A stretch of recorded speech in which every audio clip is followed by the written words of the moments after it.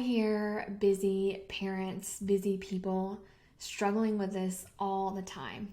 And I think going into the new year is a great time to really be intentional about your schedule and how are you going to fit course creation, building a business into your busy schedule.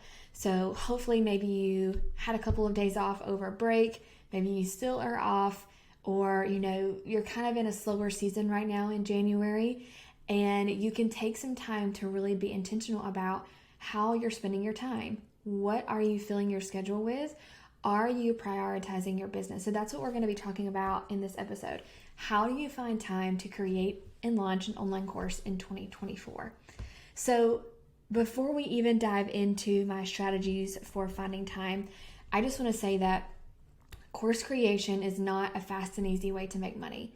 It takes work. It is a real business where you are going to have to really prioritize this business in order to set yourself up for creating a life you love later. That doesn't come in the beginning. You're going to have to, and I hate this phrase, but hustle some in the beginning, and it's true. There are better ways to spend your time in the beginning, which I'll talk about, but it doesn't mean that it's just going to be, an hour a week and you're going to have this great thriving business. You need to treat it like a business. And I will say there are easier ways to make money, but most of them are going to involve trading your time for money. So for example, I know that a lot of people want to work from home, which is amazing, but they want an easy job like data entry, or I see ads all the time that are talking about how you can review Amazon products and make money, which could be legit, I don't know. But that is going to require you spending your time in order to make money.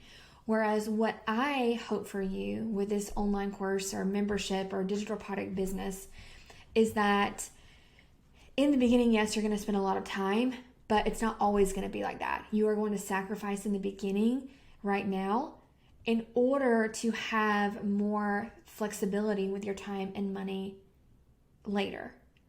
For example, with my teacher side of my business, which I still run, I spend about an hour a week on that business. I don't do a whole lot, and that hour is spent checking my Facebook ads and checking in with my members inside of our community.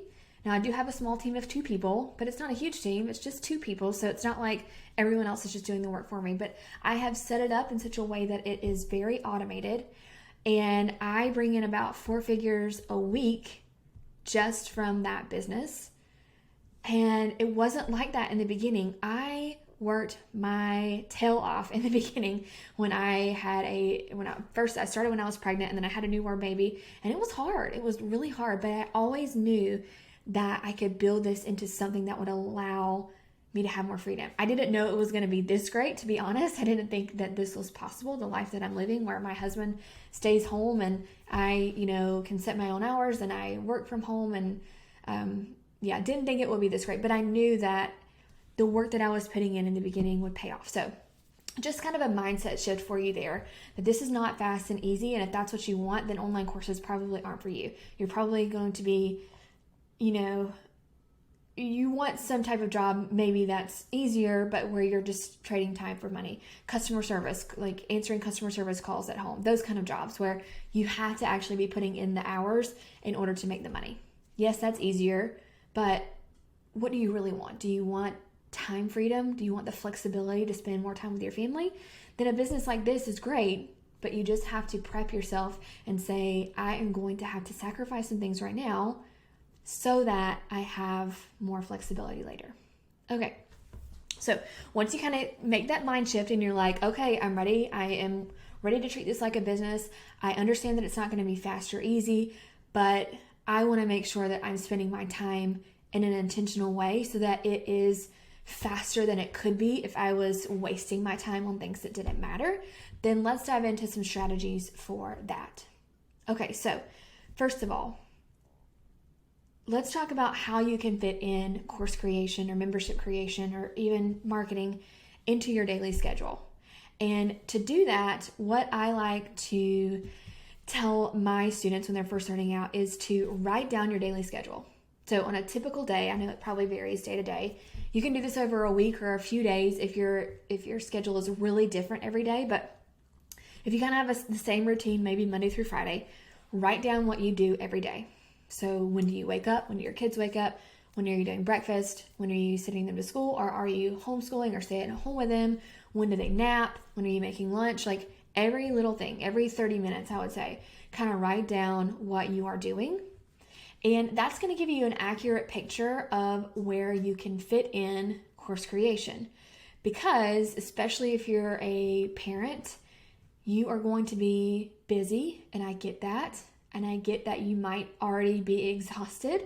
But again, what can you sacrifice now to set yourself up for more freedom and more financial freedom later? So once you get that schedule kind of written down, then I want you to ask yourself, where can I potentially fit in? And it doesn't have to be a huge bulk of time, but maybe an hour a day. 30 minutes to an hour a day would be great. Can I get up before my kids get up? If they get up at 6 a.m., maybe not. But if they get up at 8, maybe. Can I work during nap time if I'm a stay-at-home mom and my kids still nap? If I'm homeschooling, is there like a quiet time where my kids, read, or they are quiet in their room? And by the way, this is not course related, but parenting related. If you're not doing a quiet time and you have your kids at home, I highly recommend it. It's amazing. It may not work in the beginning, but you can train your kids to have a quiet time. So my daughter stopped napping right before she turned 3, and I missed those naps, but now she does a quiet time in her room for like an hour, and she has toys in there. She can play, she can do whatever in her room, and then I can get some work done or go on a walk or something like that. Now, it's a lot different for me, I understand, because this is what I do full time and my husband is home, but it wasn't always like that. When I was home with her in the beginning, my husband worked away from the home full time.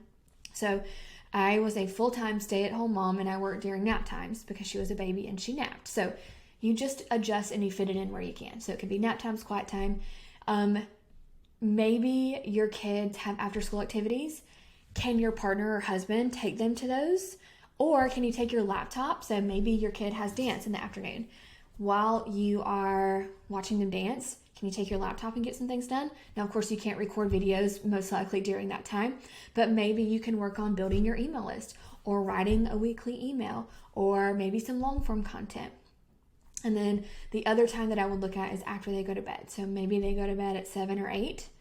Can you, and I know if you're like me, night times are almost impossible, but I used to make it work because I knew what I wanted.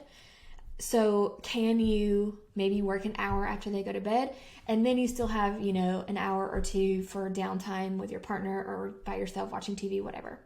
So look at your schedule, see what you can sacrifice. Maybe you need to give up an hour of Netflix or an hour of watching TikTok now in order to make that happen.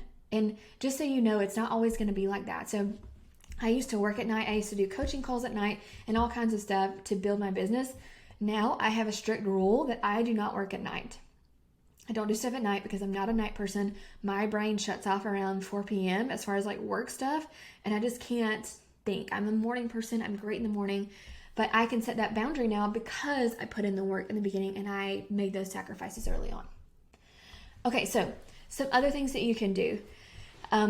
Maybe you can ask your husband or partner or your wife, if you're a guy, working on this business, to take the kids somewhere on Saturday morning, maybe take them to the playground for 3 or 4 hours, and that is your bulk work time for the week. So maybe you're not getting in a ton of time during the week, but maybe on the weekends you can do that. And I know that the weekend might be the only time to spend with your family, but remember, this is just for a short time. It's not going to be forever. And you may want to really sit down with your partner and talk about, okay, this is what I want. This is what our lives could potentially look like. How can we work together on this? And if you're a single parent, I know that's even harder and that's not possible. So I'm just talking to the people that have a spouse or a partner that can help them with that. Maybe it's hiring a babysitter for a few hours on a Saturday, and then you get some work done. So however you can do it, try to make it work where you can fit in, at least 3 or 4 hours, maybe more, an hour a day on this business, and really building a business as an actual business, not just some little side hustle that you really don't care about. Treating it like a business from the beginning. Now, after you have found some time to fit in working on your business, what are you going to do with that time? Because if you're wasting it, then it's just going to take you so much longer to get to that spot where you have the financial freedom and the time freedom. So in the beginning, don't focus on things like this. Building a website. That does not matter in the beginning. You do not need a website to launch a course or a membership. Instagram or social media.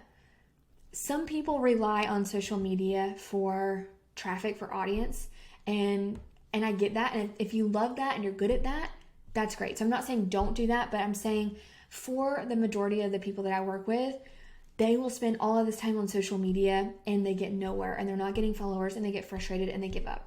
Because social media is such a long game, and you have to post basically every day. On TikTok, I think you have to post multiple times a day to really take off.